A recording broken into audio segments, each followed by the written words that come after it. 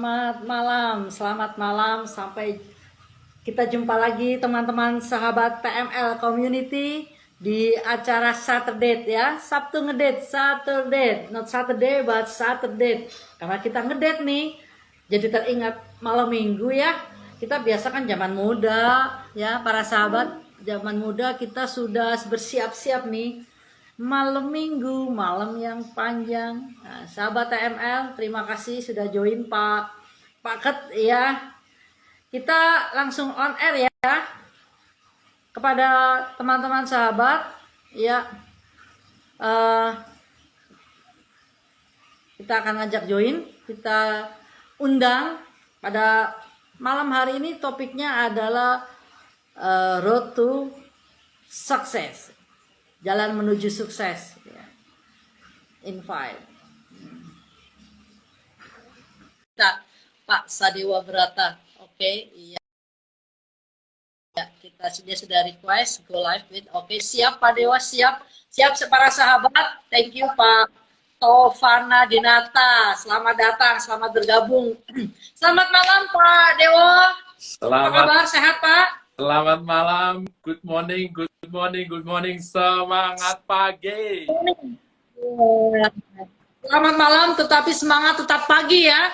Terima kasih awal-awal sudah join Pak Tovan dan Ibu Sari Marini itu satu. Thank you sudah join pada malam hari ini. TML Community, sahabat-sahabat TML, kembali Theocentric Motivation and Leadership Community, suatu komunitas yang kita katakan sehat dan growing, bertumbuh, untuk kita menemukan purpose, tujuan, dan mengembangkan potensi bakat terbaik kita, supaya kita mengerjakan segala sesuatu dengan penuh passion ya Pak ya, mendapatkan 3P ini untuk menjadikan hidup yang lebih baik, yang berarti, dan untuk Indonesia maju.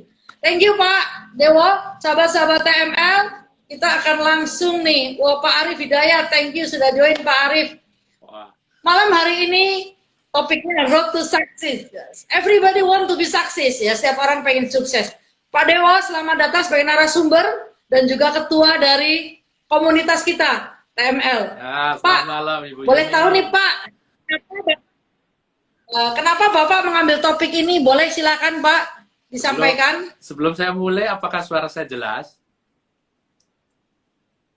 Cukup jelas Pak Dewa. Wajah saya kelihatan gantengnya sudah.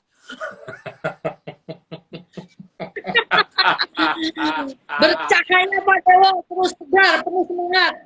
Baik, Sis Yuni. Jadi teman-teman sekalian, kita kalau di DML itu biasanya manggil Sis atau Bro. Jadi saya panggil Ibu Yuni ini Sis Yuni.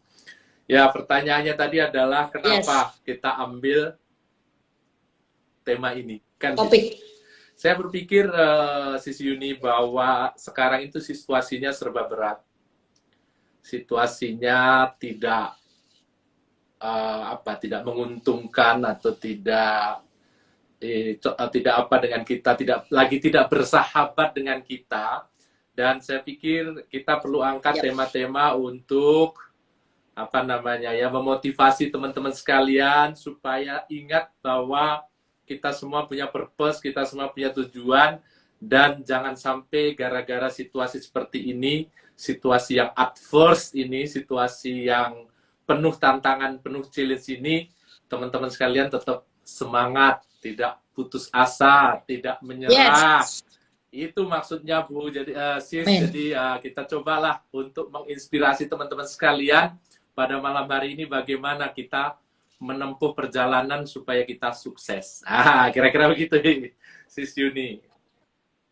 Oke Pak, kalau judulnya Road to Success, itu road ini kayaknya sesuatu yang tidak singkat gitu ya Pak ya, suatu jalan gitu. Kalau kita bicara jalan itu bukan jalan setapak sepertinya ya Pak, tapi suatu proses kayaknya. Kalau kita bicara sukses itu katanya sukses is a journey, not a destination.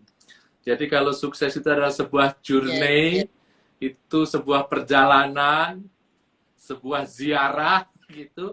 Jadi saya pikir bolehlah kita identikan atau kita analogikan dengan road atau dengan jalan. Jalan menuju sukses. Jalan yang mana atau perjalanan seperti apa yang akan kita tempuh supaya kita tetap mencapai sukses yang kita inginkan ini.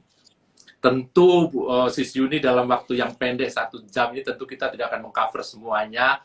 Kita hanya akan mengcover seberapa bagian yang kita rasa penting dan mudah-mudahan bisa menginspirasi teman-teman, membangkitkan kembali semangat teman-teman di dalam situasi yang saat ini lagi luyu, lagi krisis. Gitu, Sis Yuni. Kiranya topik malam hari ini jadi booster ya Pak ya.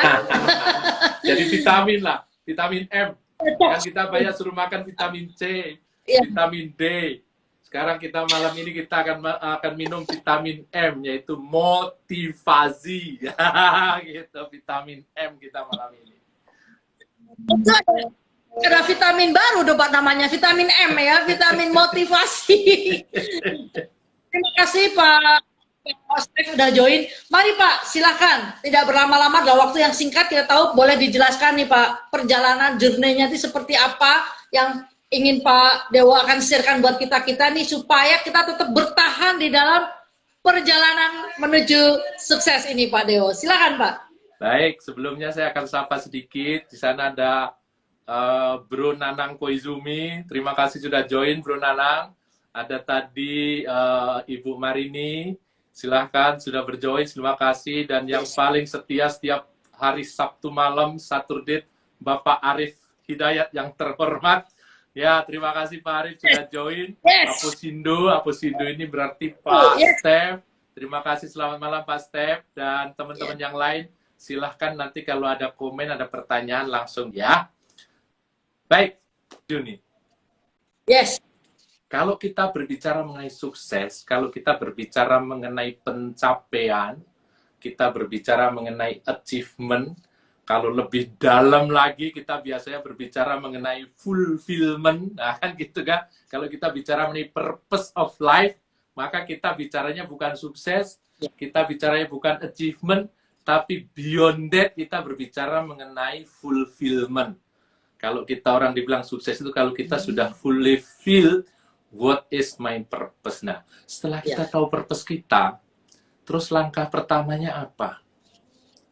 Langkah pertamanya kan kalau teman-teman sekalian join di seminar-seminar motivasi, maka kita selalu berbicara, apakah hari ini teman-teman sekalian, saudara-saudara sekalian, sahabat-sahabatku semuanya berani membuat keputusan untuk sukses, membuat keputusan untuk berhasil, kemudian kita akan berteriak, yes, yes, yes, yes, yes. That is good starting point. Ya kan? Jadi kita akan memulai dengan mengambil keputusan. Katanya orang itu saat momen yang paling penting dalam hidup seseorang itu adalah ketika dia menemukan purpose-nya, menemukan 3P kalau di konteksnya TML, kemudian mengambil keputusan untuk bertindak. Mengambil keputusan untuk action, mengambil keputusan untuk berkomitmen, menjalankan untuk mencapai purpose tersebut. Kalau kita bilang istilahnya kita untuk fulfill apa yang menjadi calling kita, kan gitu. Nah ini ceritanya kita udah mengambil keputusan, teman-teman semua di sana sudah mengambil keputusan, Bu Yuni, Sis Yuni.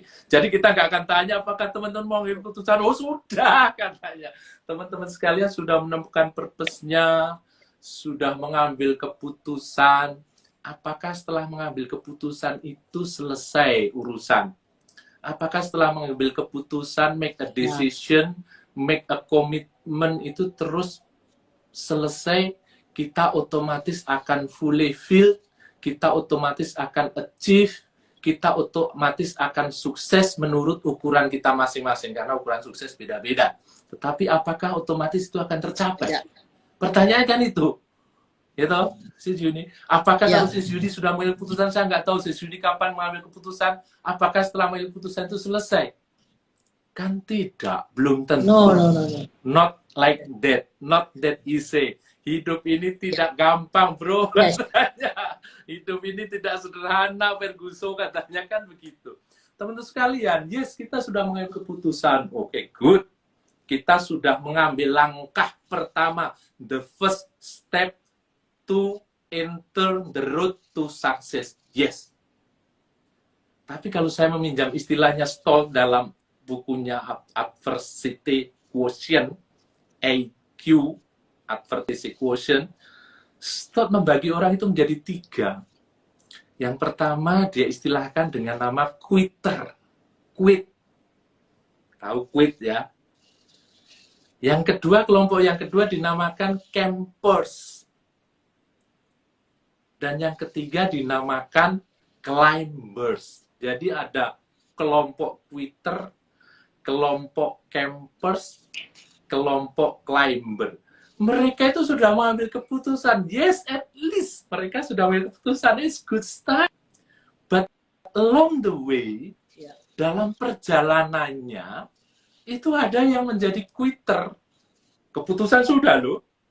Jadi kalau teman-teman mengambil keputusan, hati-hati. Belum selesai tugasnya. Ada yang menjadi quitter, ada yang menjadi campers, ada yang menjadi climbers. Nah, kenapa itu terjadi? Karena di dalam perjalanan itu, teman-teman sekalian, jalan tidak selalu indah, route to success itu tidak selalu smooth, tidak selalu hot mic, kadang-kadang banyak challenge, jalan terjal, jalan curam, jalan mendaki. Di dalam perjalanan itu banyak tantangan dan rintangan. Di dalam perjalanan juga banyak godaan. Di dalam perjalanan juga kita akan menemui hal-hal seperti kebosanan dan sebagainya. Itu sebabnya malam ini kita berbicara mengenai route to success. Tidak serta-merta setelah kita ambil keputusan selesai. Masih ada perjalanan panjang. Tetapi success is a journey. Kalau kita bisa menikmati perjalanan itu, maka dan kita tidak quit, kalau tadi istilahnya Stott kan ada quitter, kita tidak quit, mudah-mudahan kita akan mencapai pada tujuan yang di sana. Gitu sih Juni. Thank you Pak. Wow, terima kasih, menarik Pak. Karena ternyata keputusan itu suatu langkah awal ya Pak ya. Kadang saya melihat itu juga ada juga yang belum mengambil keputusan Pak. Jadi untuk berjalan, jadi masih muter-muter juga kadang di bawah ya kan. Dan saya percaya sahabat-sahabat TML di sini kita adalah yang sudah mengambil keputusan dan akan memulai perjalanan ini. Mari jangan lihat kiri kanan dulu, tetap fokus tune in bersama kami di Saturday IGTML karena kita akan mengawali perjalanannya. Siap? Fasten your seatbelt. Kita akan berjalan bersama Pak Dewo. Siapkan, ayo ikat sabuk pengaman Anda. Kita akan siap-siap naik gunung nih, akan diajak Pak Dewo untuk mendaki gunung.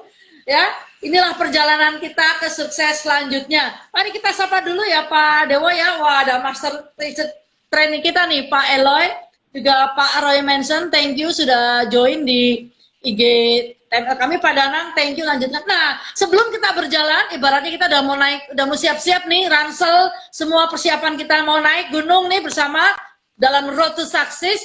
Mari Bapak Ibu, jika di tengah ada pertanyaan, silahkan chat, komen di dalam kolom chat, nanti akan direspon. Jika ada pertanyaan akan dijawab oleh narasumber kita yang luar biasa nih, Pak Sadewo Broto, yang pengalamannya sudah banyak banget ya di beberapa perusahaan dan juga termasuk black belt ya kan, di beberapa untuk di istilahnya di marketplace yang sudah banyak banget ilmunya dan pengalamannya. Pak Dewo, rasanya penumpang kita sudah penuh nih, bukan penumpang ya, kalau itu kalau transportasi. Istilahnya member kita yang mau naik gunung sudah penuh Pak Dewo. Kita siap naik, yuk silakan. Ya. Go ahead Pak. Baik Sis Yuni, selamat malam Master Teacher kita Pak Eloy Saluku, Pak Danang. Ya teman-teman sekalian, mungkin teman-teman berpikir apa sih maksudnya quitter, apa sih maksudnya campers, apa sih maksudnya climber. Biasanya kalau menjelaskan ini, Sis Yuni, saya memakai analogi kalau kita mau naik gunung. Tadi Sis Yuni sudah menyinggung ransel sudah siap, peralatan camping sudah siap, sepatu sudah disemir, jadi kita akan siap, otot-otot sudah diregangkan. Saya akan mengambil analogi kalau kita naik Gunung Semeru. Barangkali mudah-mudahan atau barangkali di antara teman ada yang senang naik gunung, mungkin sudah pernah naik Gunung Semeru, mungkin lebih gampang untuk relate. tapi teman-teman yang tidak pun, saya yakin ini hal yang mudah. Jadi teman-teman sekalian, kalau kita naik Gunung Semeru itu, Gunung Semeru ngomong-ngomong tempatnya di Jawa Timur ya, teman-teman sekalian. Gunung Semeru itu salah satu Seven Summit Indonesian Summit, satu dari 7 puncak tertinggi di Indonesia, kalau nggak salah nomor 3 dan tertinggi di Pulau Jawa, Gunung Semeru. Atau di kalangan pendaki biasanya dikenal istilah Mahameru. Nah, kalau kita mau perjalanan untuk naik ke Gunung Semeru, tentu targetnya kan sampai ke puncak Gunung Semeru. That is the achievement, that is the fulfillment, that is the success of our life. Kita akan berbicara seperti itu. Nah, dimulai dari satu tempat yang namanya, kalau nggak salah, kalau nanti salah correct me ya Bro, dimulai dari tempat yang di sekitar Ranupane namanya. Nah, dari Ranupane ini teman-teman sekalian, kita harus mulai berjalan menuju ke biasanya tempat transit, tempat istirahat yang pertama. Di antaranya ada pos-pos, tapi biasanya istirahat di situ. Namanya ke Ranukumbolo. Perjalanannya kurang lebih sekitar 4-5, ada yang 6 jam tergantung kekuatan kita, kecepatan kita. Kalau yang tua-tua ya mungkin kayak saya mungkin 6 jam bahkan 7 jam. Perjalanan dari Ranupane ke Ranukumbolo. Di dalam perjalanan ini teman-teman sekalian, apa yang kita dapati? Hampir seluruh treknya itu relatif datar. Ya naiknya dikit-dikit tapi nggak terlalu kelihatan naik. Ada sebagian kecil yang sedikit menanjak, tapi in most cases itu seperti datar aja perjalanannya. Gitu. Karena datar ini orang jadi bingung. Pertama-tama kadang-kadang orang bertanya-tanya. Kan bertanya-tanya, ini sebenarnya naik gunung apa hiking sih ini katanya. Ini mau ke gunung apa ke pantai sih? Ini sebenarnya mau naik gunung apa cross country sih? Kok jalannya datar-datar aja sih? Nggak ada perubahan, nggak ada naik. Kapan nyampe ke puncaknya kalau datar terus? Nah, dengan kondisi seperti itu, teman-teman, orang menjadi bosan.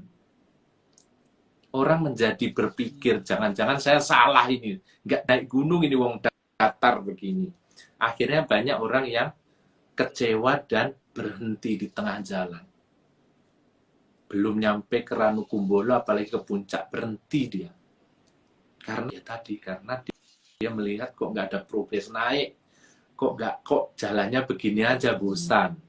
Akhirnya dia berhenti. Itulah yang membuat dia menjadi kelompok yang pertama tadi, quitter. Belum sampai setengahnya, belum sampai etapa pertama belum selesai, mereka udah berhenti, udah quit. Kalau sudah quit di situ dapatnya apa? They get nothing, almost nothing. Gak dapat apa-apa, dapat capek sedikit, pulang-pulang sedikit malu juga. Dapatnya malu dan nggak dapat apa-apa. Karena pulang ditanya, gimana tadi naik gunungnya? Naik gunung apaan? Baru di Padang Ilalang saya udah berhenti katanya. Jadi dapatnya nothing, dapatnya sedikit malu mungkin. That is quitter. Dia berhenti di tengah jalan di etapa pertama. Itu yang namanya quitter. Nah, kalau yang nggak quit gimana? Dia jalan terus. Akhirnya sampailah yang dinamakan Ranukumbolo. Ranukumbolo itu satu tempat padang yang agak datar, tempat orang-orang biasanya berhenti di sana dan memasang tenda untuk istirahat.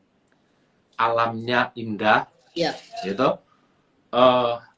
Udaranya segar, ada danau yang airnya jernih sekali, yang kelihatan ikannya, yang kelihatan dasarnya. Kalau ada tanaman lotus kelihatan, teratai kelihatan, indah banget danau itu. Ketika menjelang sore malam, akhirnya kita bisa melihat bintang-bintang lebih terang. Kalau di Jakarta kan lihat bintang itu, aduh, susah setengah mati. Hampir nggak kelihatan kita. Jarang lihat bintang kita, walaupun di luar. Nah, itu kelihatan bintangnya, wow.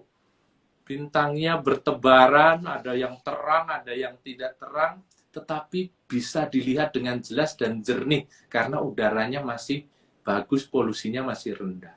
Dan kalau teman-teman sekalian datangnya pas bulan purnama, dari sarangnya, dari peraduannya, kalau bahasa puisi kan dari peraduannya ya, dari peraduannya keluar gitu, pendek itu, kayak di atas apa namanya, di atas Danu itu kayak pendek banget dari Danu, seolah-olah kita bisa memetiknya, gitu. Seolah-olah kita bisa memetiknya. Wow, indah bener ini. Kadang-kadang di situ kita menjadi terlena. Kita menjadi terlena. Karena indahnya itu kita jadi terlena, nggak istirahat. Akhirnya kita pada waktu seharusnya waktunya sudah jalan, kita capek. Atau karena kita terpesona dengan keindahan itu, kita berpikir ngapain saya ke puncak. Di sini aja udah indah. Udah bagus, udah nyaman, aku berhenti di sini sajalah. Saya melanjutkan camping di sini sajalah. Saya nggak jadi naik ke atas. Ya. Maka dia disebut atau dinamakan sebagai campers. Dia hanya berhenti di tengah jalan karena dia merasa di situ udah bagus, merasa di situ udah indah. Tetapi teman-teman sekalian, kita tahu itu bukan puncak Mahameru loh. Itu baru di danau loh, baru di Ranu loh, yang namanya Ranu Kumbolo loh. Kita udah terpesona, yes. Tetapi ingat bahwa itu bukan tujuan akhir kita. That is not our destination, that is not our purpose. Kita bukan apa yang ingin kita capai, bukan vision kita di situ. Banyak orang yang terjebak di situ. Itu yang terjadi dengan campers. Ketika teman-teman yang lain siap-siap untuk naik, campers itu masih santai-santai. Aku tunggu semalam lagi lah ya. Masih mau mengulangi lagi semalam itu, bener-bener waduh, syahdu katanya. Bagi yang campers ya sudah ditinggal. Bagi yang climbers, dia akan jalan terus. Yes, itu bagus, tapi ayo kita jalan, kita nggak ya, aku tunggu dulu. Yang yang lain tetap jalan semangat. Yes, saya akan tetap naik. Akhirnya sebagian dari mereka yang sampai di Ranu Kumbolo tadi, mereka akan jalan lanjut ke atas, climbing. Kira-kira kalau dari Ranu Kumbolo ke atas, kira-kira tantangannya lebih berat nggak? Super berat. Tantangannya lebih ringan nggak? Nggak ada ceritanya tantangan lebih ringan. Lebih berat, tapi orang-orang itu dengan segala daya upaya terus maju untuk sampai ke puncak. Akhirnya mereka sampai ke puncak. Di puncak Mahameru tersebut. Itulah yang diklasifikasikan oleh Stoltz sebagai climber, sebagai orang yang mencapai puncak. Jadi teman-teman sekalian, kalau kita berbicara quitter, campers, climbers, kira-kira bayangannya seperti itu. Nanti kapan-kapan kalau penasaran, teman-teman buktikan naik gunung Mahameru gitu. Itu kira-kira gambaran mengenai quitter, campers, dan climbers. Yap, thank you. Terima kasih Pak Dewo, para sahabat TML.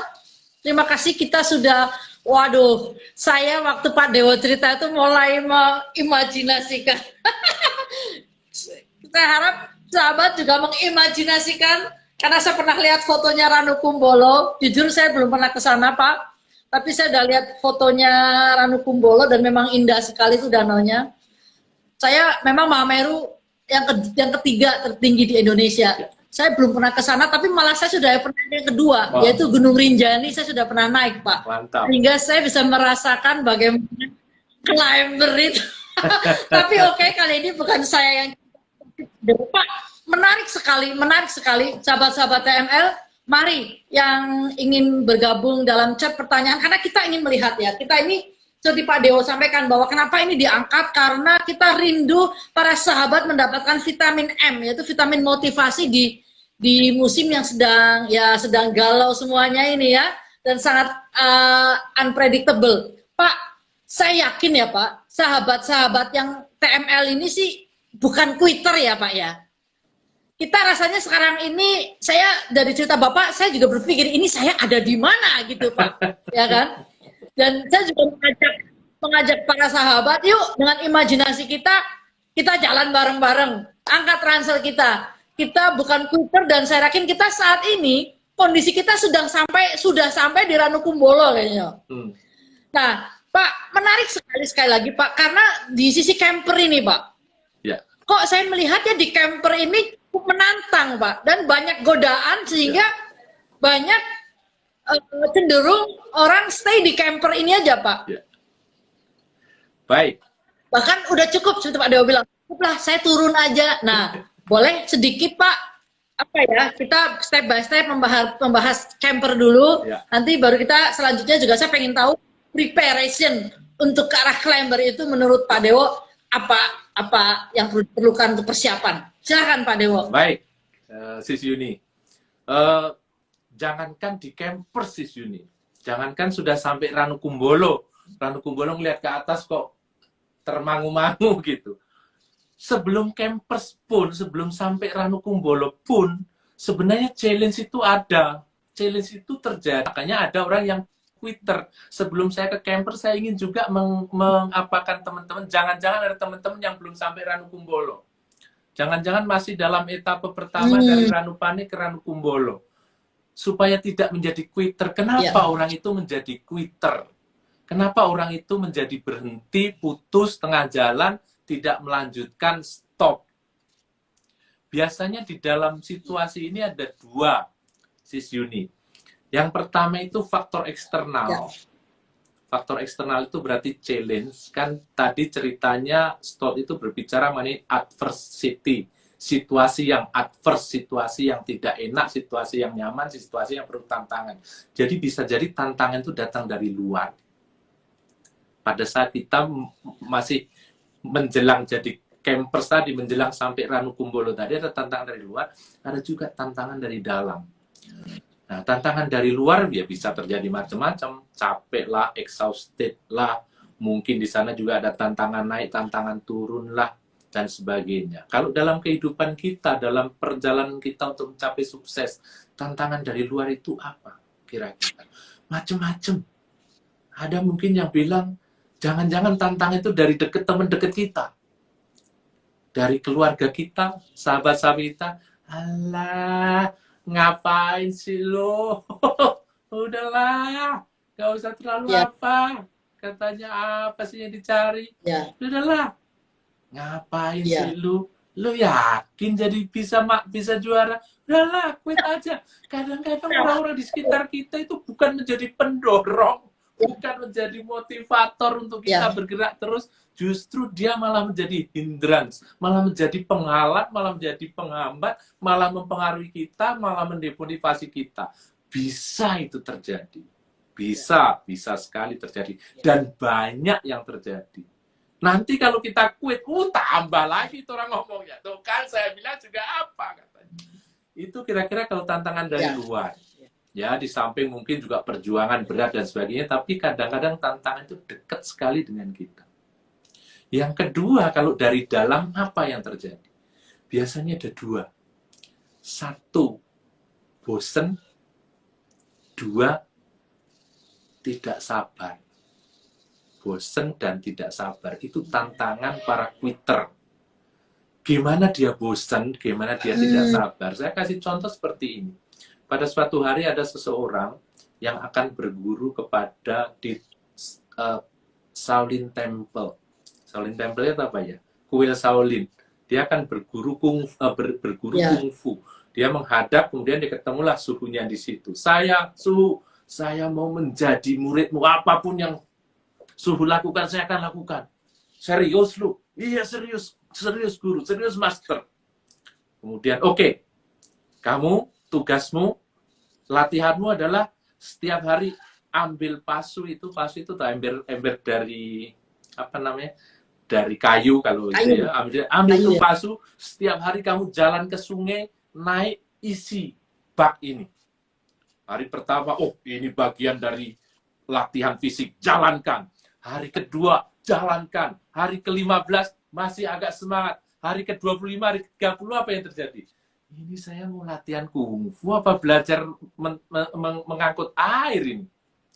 Kok nggak pernah diajarin kungfu?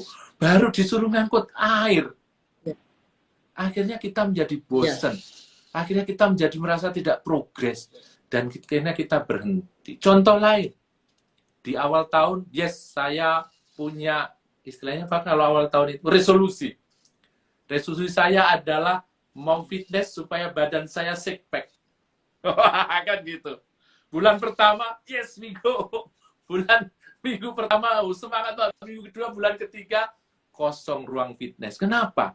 Mereka bosen. Mereka tidak sabar. sabar melihat hasilnya. Nah, di dalam suatu riset atau survei itu ada yang penelitian itu ada yang mengatakan bahwa memang di awal itu ada namanya zona frustasi atau dead zone, zona frustasi. Maksudnya bagaimana? Ketika Anda memulai melakukan fitness itu, kita udah mulai angkat-angkat sebulan itu. Anda berdiri di depan cermin, angkat bahunya gini, kok nggak tambah ya? Perasaan udah berjuang berat ya. Dan di bulan-bulan pertama, mungkin 3 bulan, 6 bulan pertama itu seolah-olah tidak ada progres. Seolah-olah tidak ada kemajuan. Seolah-olah kita stuck di situ. Sehingga kita pikir, ini saya akan berhasil apa enggak ya? Kok enggak ada situasinya, saya udah berjuang habis-habisan, saya udah bayar, tetapi kok kayaknya tidak ada kemajuan. Itu namanya dead zone. Karena apa? Pada saat di awal itu memang kemajuannya nggak kelihatan kemajuannya. Baru nanti at certain level baru akan naik. Sama juga seperti tadi. Di awal-awal jalannya datar aja kayak nggak naik gunung. Ini juga sama ketika kita udah semangat untuk fitness, udah tampak itu otot kita keluar. Akhirnya apa yang terjadi? Kita menjadi tidak sabar, kita menjadi bosen, akhirnya quit. Apalagi kalau kita tidak mempunyai lingkungan yang baik, yang selalu memotivasi, kayak lingkungan TML community ini, wah tambah cepat itu kita quitnya. Itu teman-teman sekalian. Dan ini sangat penting juga kalau kita kaitkan misalnya dengan generasi milenial. Generasi milenial itu katanya generasi yang tidak sabaran juga termasuk. Karena faktor lingkungan, karena faktor didikan dan sebagainya, ada banyak faktor. Dia cenderung ingin cepat, ingin dia merasa entitled, dia ingin cepat, ingin merasa cepat track-nya. Ya kan seperti itu. Ada satu contoh misalnya seorang seorang milenial baru mulai kerja, ditanya, gimana kerjaanmu? Gimana progressing di kantormu? Aduh, kayaknya saya lagi berpikir mau quit ini katanya. Saya mau pengen berhenti, pengen kerja. Loh, baru kok kayak perasaan belum lama kerja kok sudah mau quit. Emang kenapa? Saya itu di situ merasa tidak berdampak. Saya di situ merasa tidak berimpact, tidak ada hasilnya, kayaknya nggak ada dampaknya. Saya kan punya cita-cita tinggi, dampaknya nggak kelihatan di situ. Ngomong-ngomong, memang kamu sudah berapa lama sih bekerja? Ya, kurang lebih 8 atau 9 bulan lah. Oh my God, katanya. Baru 8-9 bulan Anda merasa sudah bosan dan Anda merasa belum berimpact. Come on. Kalau kita mempunyai purpose yang mulia, kita mempunyai tujuan yang tinggi, itu dibutuhkan determinasi, dibutuhkan waktu yang panjang. Tidak ada cara instan untuk membangun sebuah kesuksesan. Tidak ada cara yang instan untuk fulfill sebuah purpose yang mulia. Semua harus dijalankan dengan perlahan, semua harus dijalankan dengan konsisten, seperti seorang maraton, bukan seperti seorang yang berlari jarak pendek. Tidak bisa. Nggak mungkin sprint. Ada prosesnya. Jadi kadang-kadang milenial nggak, teman-teman milenial, kalau ada yang mendengarkan di sini, atau bapak-bapak sekalian, mungkin ada bapak ibu sekalian yang punya teman-teman milenial, please, ingatkan mereka. Be in their mind. If you want to get a fully filled situation, a fully filled love misalnya, a fully filled relationship, a fully filled career path, Anda harus sabar, ada prosesnya, ada perjalanannya, ada pembelajaran yang harus dilaksanakan terus-menerus, sehingga Anda akan mencapai sana. 9 months is not enough. 1 year might be not enough. 2 year, 5 year, 10 years might be 10-15 years, baru kita akan melihat dampaknya. Itu yang terjadi pada etapa pertama ini yang membuat orang kadang-kadang menjadi quitter. Nah, itu baru quitter itu Bu Yuni. Ini mudah-mudahan memotivasi teman-teman. Jadi kalau ingat, hati-hati kalau menjadi terasa udah mulai-mulai bosen, terasa udah mulai-mulai mulai-mulai merasa tidak sabar, hati-hati. Karena apa?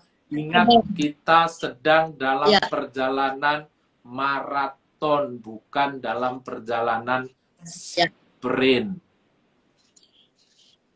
Ya, betul.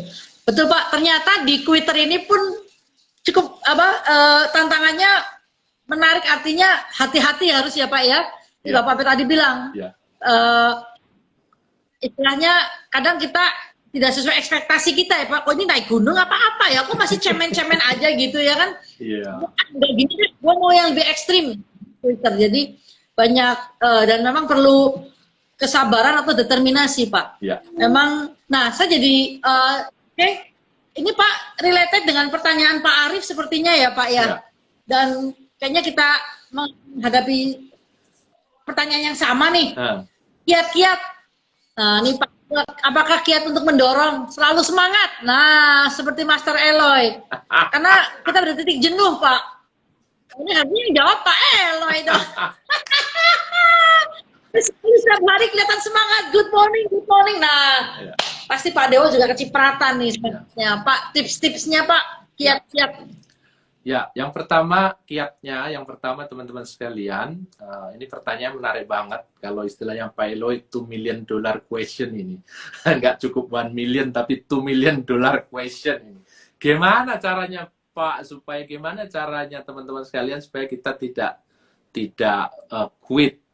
Yang pertama adalah internalize your purpose, sense of purpose.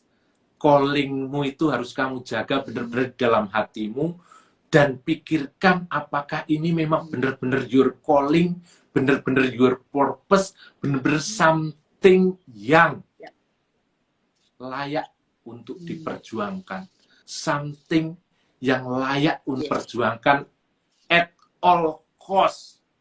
Sometimes kita bermimpi terlalu rendah. Sometimes kita bermimpi terlalu simple. Sometimes kita takut untuk bermimpi yang benar-benar kita jiwai, bangun pun yang ada di kepala kita, mimpi kita itu. Kalau itu sesuatu yang sangat benar-benar berharga untuk diperjuangkan at all cost, maka orang itu biasanya tidak akan quit. Saya jadi ingat, tetapi di sini nggak bisa putar film, itu film yang orang petinju wanita itu, apa yang menjadi misi dia, apa yang menjadi vision dia adalah membelikan orang tuanya rumah. At all cost dia perjuangkan, ditolak, dihajar, kalah menang, tetap jalan terus. Sama juga kalau misalnya kita dalam hati kita, oh saya ingin membawa saya dan keluarga saya ke tanah suci, misalnya sekarang lagi nggak bisa, tapi misalnya kita bermimpi itu, dan itu sudah kita sampaikan, diucapkan bersama-sama dengan orang tua, dengan kakak, dengan adik, kita bareng-bareng ini, karena ini adalah sesuatu yang meaningful, sesuatu purpose yang mulia, beyond money, maka orang biasanya akan selalu ingat akan itu dan berjuang at all cost. Jadi yang pertama adalah periksa kembali, apakah apa yang menjadi tujuanmu benar-benar something yang meaningful untuk diperjuangkan at all cost. Kalau enggak, most likely you akan quit. Karena apa? Kalau seperti piramida, yang quitter itu sebenarnya paling banyak, Bu Yuni. Sis Yuni, yang camper lebih sedikit, apalagi yang nanti climber. Hal lain yang perlu kita pikirkan adalah selalu ingat bahwa success is a journey. Bahwa sukses itu adalah sebuah perjalanan. Tidak bisa kita hanya memikirkan di puncaknya, kita lupa menikmati perjalanannya. Ada suatu ketika ada 2 turis pergi ke tempat wisata yang katanya indah banget. Turis yang pertama itu pikirannya hanya di situ, akhirnya di dalam bis itu dia diem aja. Pokoknya ngelihat itu, belum nyampe. Ngelihat jam, masih jauh. Ngelihat Google Map, masih lama.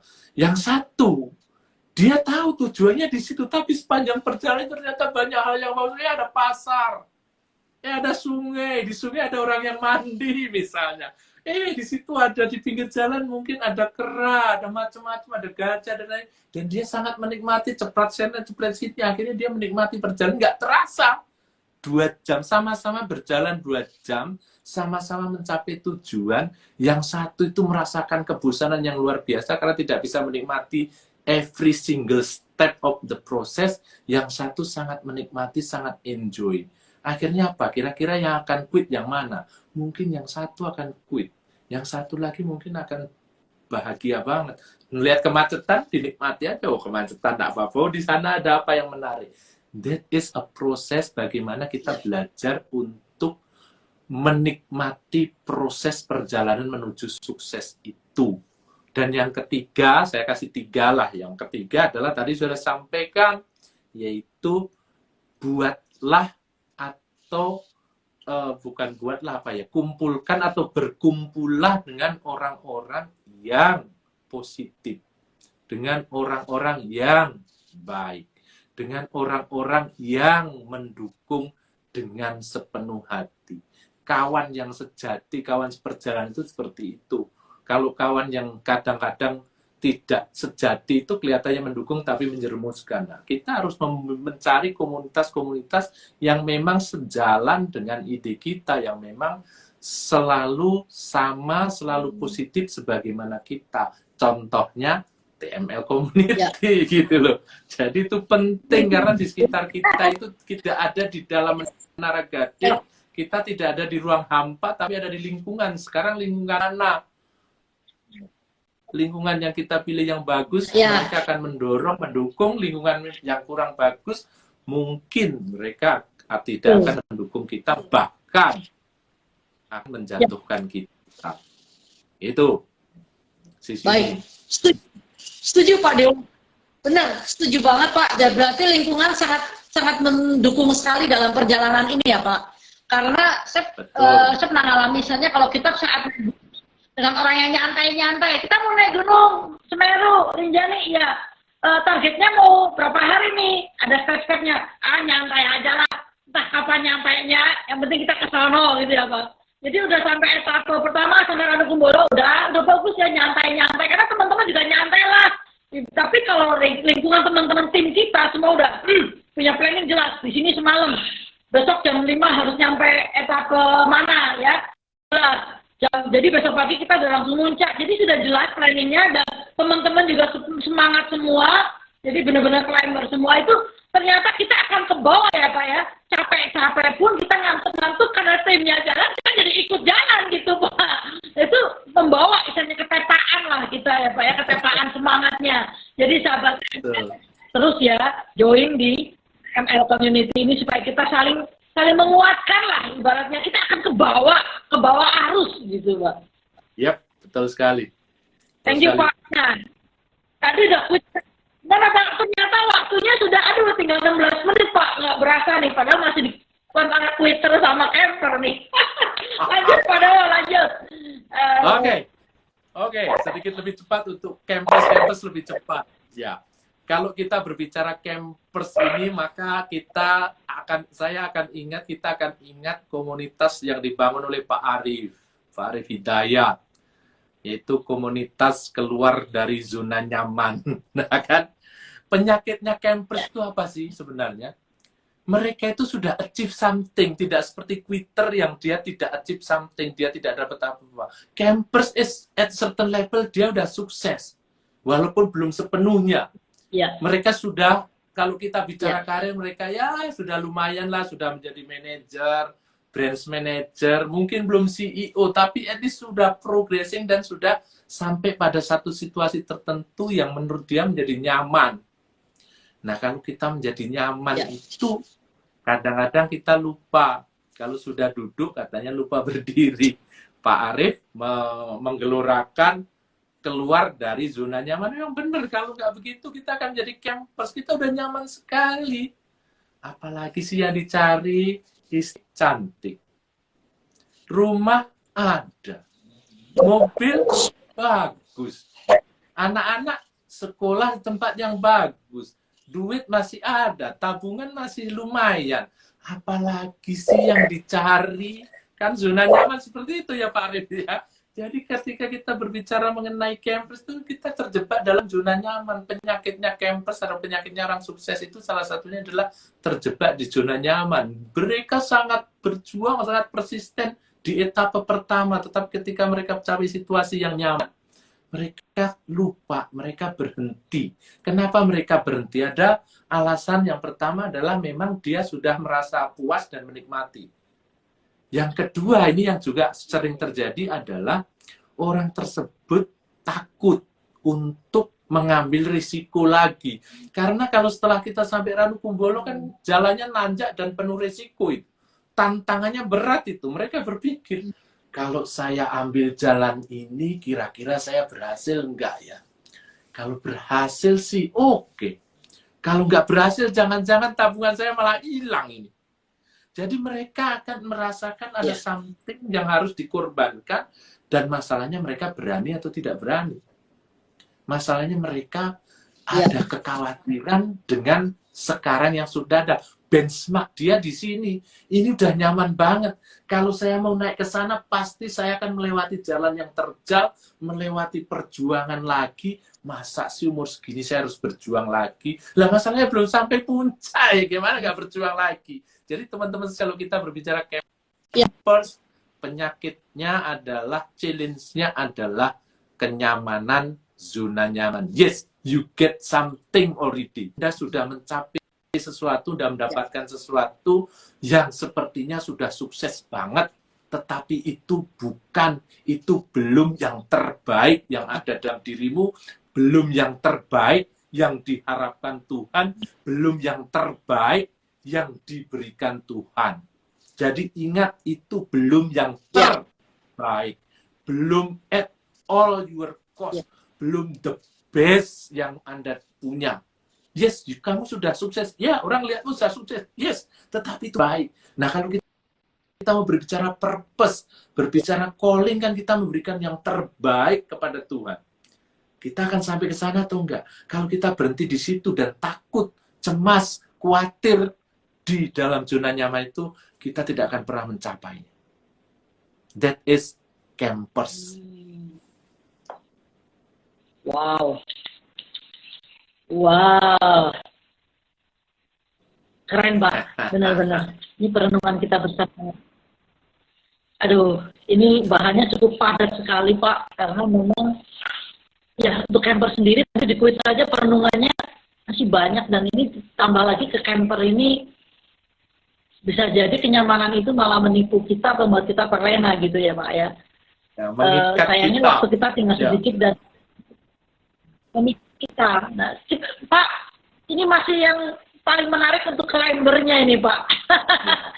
Climbernya sebelum kita menjawab pertanyaan, Pak, mungkin berapa menit lagi ya? Oke. 3-5 menit ya. Tinggal kurang lebih 11 menit. About 10 minutes. Kita tadi sudah belajar sahabat-sahabat, para sahabat tentang apa camper ya. Tapi sebelumnya saya kata dulu nih Pak Kali Joko, terima kasih sudah join di channel community. Pak Wibawa Pramana sudah mampir. Pak Michael, thank you Pak Michael. Bang Hojot, terima kasih. Juga Pak Arif Hidayat, terima kasih. Thank you buat pertanyaannya. Juga saya thank you Pak Ketua Yosrinaldo Syarif, terima kasih. Kemudian Saudara Rais, Saudara Muhammad Irfan Husaini ya. Terima kasih Pak Irfan, Pak Ishak.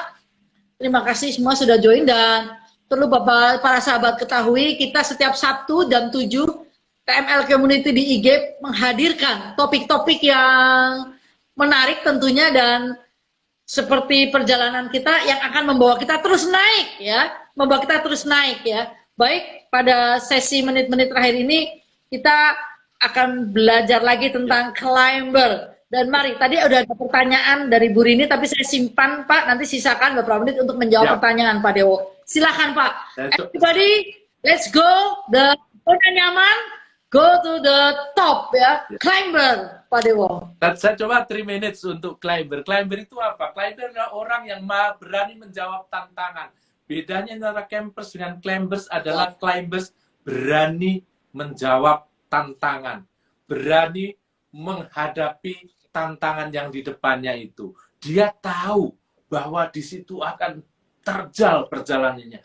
Dia tahu di sana akan ada pain, di sana akan ada jatuh bangun, di sana akan ada sesuatu yang berat.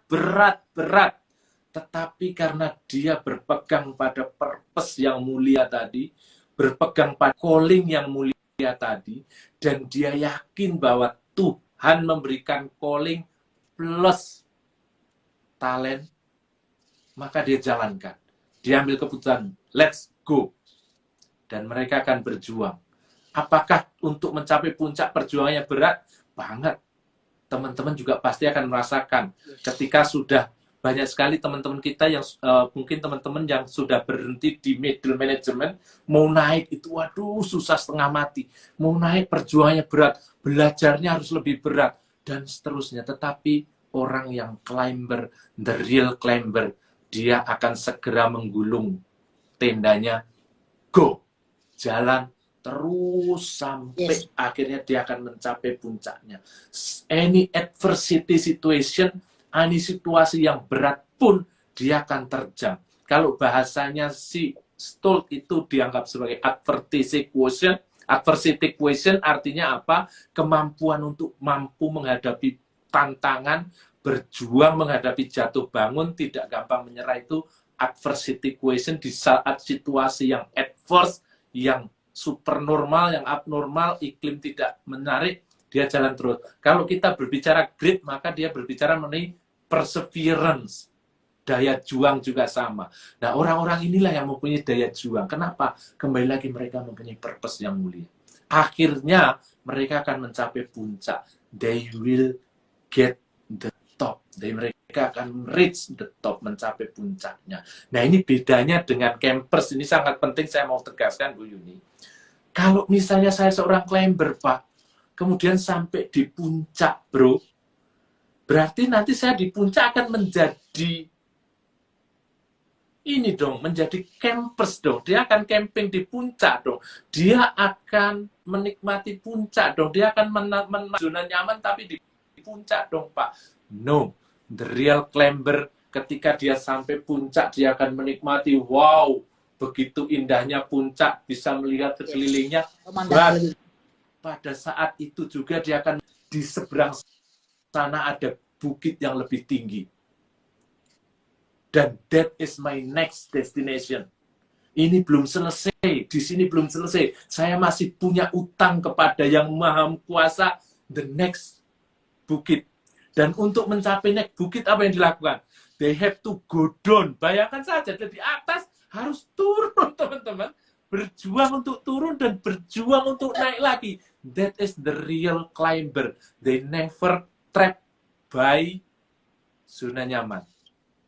Contohnya Pak Arief. Yes. Dia udah di menjelang puncak, tapi dia ngelihat ada bukit di sana. Let's go. Turun-turun dah. Perjuang lagi dari bawah, berjuang dah. That is the real climber. Oke, Bu Yuni. Thank you Pak Dewo, thank you. Sambil Bapak cerita, saya terbayang perjalanan saya waktu ke Gunung Rinjani, Pak. Memang, aduh, biasanya saat mendaki gunung itu, perjalanan ke arah puncak itu yang paling sulit. Memang itu paling sulit, Pak. Dan kadang pun teman-teman kita pelan-pelan pada berguguran. Kadang tinggal beberapa, tinggal dikit. Tapi ada beberapa yang harus kita persiapkan ya. Pertama, planning kita mesti jelas, Pak. Kita harus punya detail.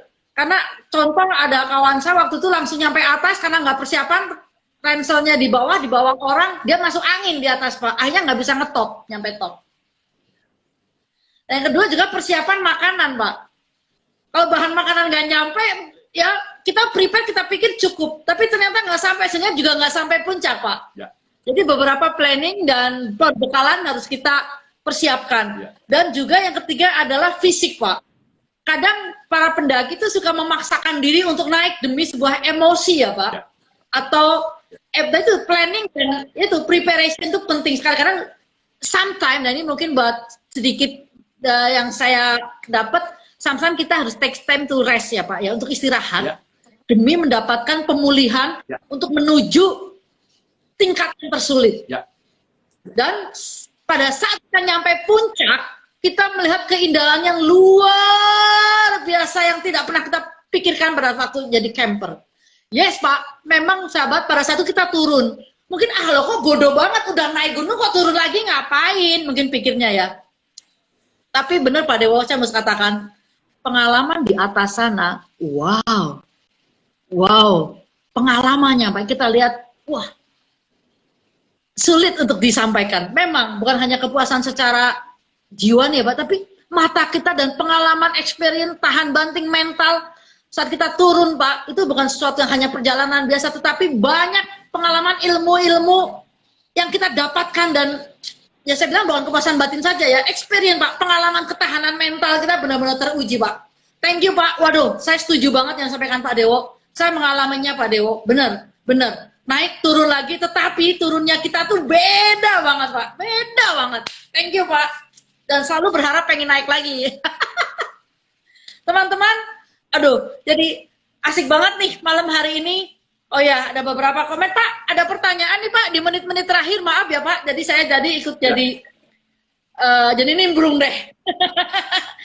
Dari Ibu, dia nanya di question ya, di Ibu Sari Marini, sebagai orang tua nih Pak, apa yang harus kita lakukan agar kita bisa mengajak atau menjadikan anak-anak kita sebagai climber Pak? Wow, that is $5 million question. Memikirkan orang lain. Saya mungkin sudah telat Pak, atau saya sudah menjadi climber Pak. Tetapi bagaimana dengan anak-anak saya? Teman-teman sekalian, tadi saya kasih menyulik sedikit bagaimana sih milenial itu terbentuk. Mereka itu selalu instan. Dapat feedback instan. Dapat jempol instan. Bahkan kadang-kadang, zaman dulu, zaman saya, kalau misalnya kita ikut lomba lari, kalau nggak juara, nggak dapat medali. Sekarang, finisher pun dapat medali. Kadang-kadang hal seperti itu, hal yang sepele, tapi membuat orang itu menjadi tidak sabaran tadi, menjadi tidak punya determinasi, menjadi tidak punya adversity quotient yang tinggi. Jadi itu memang harus dilatih dan dibentuk dari kecil. Mereka udah dihadapi untuk dibiasakan untuk menghadapi persoalan, dikasih challenge sesuai dengan kemampuan dan tingkat umur mereka. Jadi memang harus dipersiapkan. Saya di komunitas belajar Indonesia Belajar kemarin menyampaikan, nanti teman-teman bisa cek di sana, menyampaikan bagaimana kita menyiapkan anak-anak kita itu, tapi dalam konteks growth mindset. Tetapi di situ juga ada unsur-unsur bagaimana mereka melatih anak itu menghadapi challenge, menghadapi setback. Kalau misalnya mereka itu kadang-kadang harus gagal, tidak selalu berhasil, pada saat gagal bagaimana kita memberikan input kepada mereka, itu kalau kita jalankan dengan konsisten, mereka akan jadi ini. Anak sekarang kadang-kadang dapat nilai A gara-gara apa? Gara-gara orang tuanya galak kepada gurunya. Lu nggak kasih A, saya datengin daripada gurunya pusing, diprotes anaknya, diprotes orang tuanya. Terus anaknya sih nggak protes, orang tuanya yang protes. Akhirnya anak itu merasa, ya udahlah, hidup itu ternyata begini, begitu menghadapi dunia yang nyata, dunia kerja, loh, orang tua saya nggak bisa lagi membuat saya dipromosikan. Kemarin waktu sekolah dia bisa membuat nilai saya B menjadi A, orang tua saya. Tetapi sekarang nggak bisa. Kita harus pandai-pandai membuat anak kita belajar bagaimana menghadapi tantangan, challenge. Dunia ini tidak selalu smooth, perlu dilatihkan untuk menghadapi challenge sedini mungkin. Itu, Bu Marini. Ya, terima kasih Bu Marini. Semoga terjawab ya. Memang dilatih ya Pak dari kecil ya, sudah dibiasakan. Terima kasih komentar teman-teman semua. Pak Michael ya, thank you. Salam sukses ya. Bangga jadi TML Community. Thank you Pak. Terus kami mengajak para sahabat untuk tetap tune in setiap Sabtu jam 7. Bukan hanya itu, juga beberapa event-event yang Bapak Ibu bisa ikuti, dan silakan juga melihat di YouTube maupun di website TML. Di sana akan banyak motivasi-motivasi ataupun rekaman-rekaman dari setiap kegiatan kita. Silakan mampir, ditengok kembali. Kalau kita berkumpul dengan komunitas atau lingkungan yang camper, ya kita akan stay camper. Tapi kalau kita berkumpul, berkomunitas, teman-teman kita para climber, kita akan ke bawah. Walaupun kondisi kita pun sedang nggak kepengen, tapi akan ke bawah, keseret lah para sahabat TML. Baik, wah Pak, waktu sudah jam 8 nih. Thank you komentar Pak Susanto. Saya menyapa kembali, terima kasih juga Bro Saudara Yosri, ya, perencanaan, perbekalan, dan ya fisik persiapan Pak Danang. Pak Michael Slim, terima kasih. Yo, thank you Pak Dewo. Last minute, Pak. statement dari Bapak. Silakan, Pak. Ya, sedikit saya mau sampaikan teman-teman sekalian. Contoh nyatanya adalah ada Presiden Amerika Serikat yang namanya Jimmy Carter ya. Itu salah presiden di tahun 80-an. Dia sudah menjadi presiden, kemudian di term berikutnya dia kalah oleh Ronald Reagan kalau nggak salah. Dia kan sudah di puncak sebagai presiden di Amerika Serikat, apalagi yang dia cari. But sebagai seorang climber, ketika dia berhenti jadi presiden, dia berjuang di bidang sosial yang luar biasa, dia mulai dari nol ibaratnya. But this is the thing, bahwa seorang climber dia akan mencari challenge yang baru. Ketika challenge sudah selesai dan tidak berhenti di sana, sudah selesai, saya dari presiden selesai. No, begitu selesai itu melanjutkan perjuangannya untuk di bidang yang lain, di bukit yang berbeda, mulai lagi dari nol. Jadi teman-teman sekalian, wherever you are right now, please don't be a quitter, please don't be a camper, be a real climber, and it will be paid off. Yes. Oke, Theo, thank you. Terima kasih Pak Dewo, sahabat-sahabat TML. Mari seperti semboyan sahabat TML community kita ya. Ukir jejakmu. Mari kita terus meninggalkan, mengukir jejak-jejak yang telah Tuhan berikan sesuai bakat dan talenta, potensi terbaik kita. Ya, kita mengukir jejak Tuhan melalui pekerjaan kita, melalui kehidupan kita, melalui hasil karya kita, dan tetap join di dalam TML community. Baik Pak Dewo, kita pamit ya. Mari kita sama-sama katakan, sahabat TML, ukir jejakmu. Thank you Pak Dewo, kami pamit. Oke, terima kasih, sampai ketemu lagi minggu depan. Bye teman-teman sekalian.